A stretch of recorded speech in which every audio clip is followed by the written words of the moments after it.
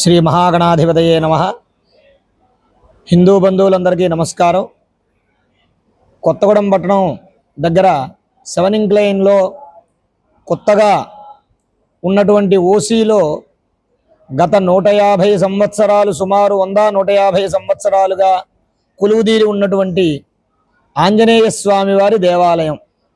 దాన్ని ఉద్వాసన చెప్పి అక్కడి నుంచి తీసి వేరే చోట ప్రతిష్ఠ చేయాలనేటటువంటి వార్తలు వస్తూ ఉన్న కారణంగా నేను ఒకసారి ఆ దేవాలయానికి నన్ను పిలిస్తే అక్కడికి వెళ్ళాను. ఆంజనేయ స్వామి వారి యొక్క విగ్రహం సుమారు ఒక 15 అడుగుల విగ్రహం, కొండకి తొలిచి ఉన్నటువంటి విగ్రహం. అది చాలా మహత్తరమైనటువంటి శక్తి కలిగినటువంటి ఆంజనేయ స్వామి వారు.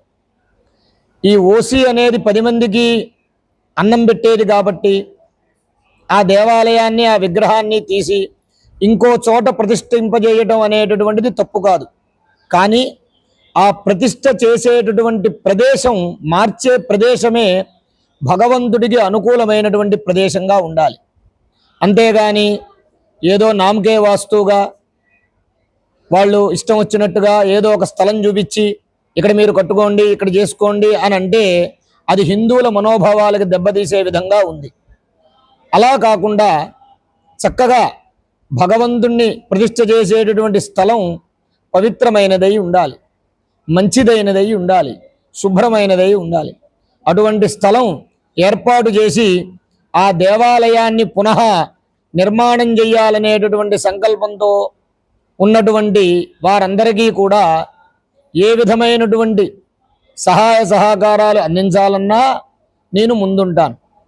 కాబట్టి ప్రభుత్వం వారికి, సింగరేణి సంస్థ వారికి మేము తెలియపరిచేది ఏమిటయ్యా అంటే, ఏ స్థలమైతే భగవంతుడికి అనుకూలంగా ఉంటుందో ఆ స్థలంలో మాత్రమే ఈ దేవాలయాన్ని నిర్మాణం చెయ్యాలని హిందూ సంఘాల ద్వారా మేము డిమాండ్ చేస్తున్నాం.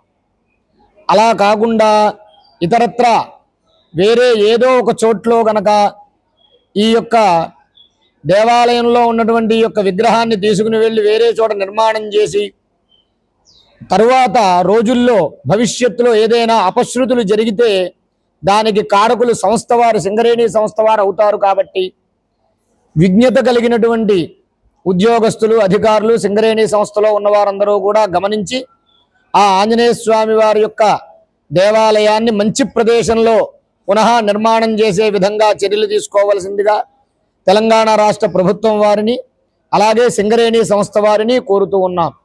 స్వస్తి. నమస్కారం.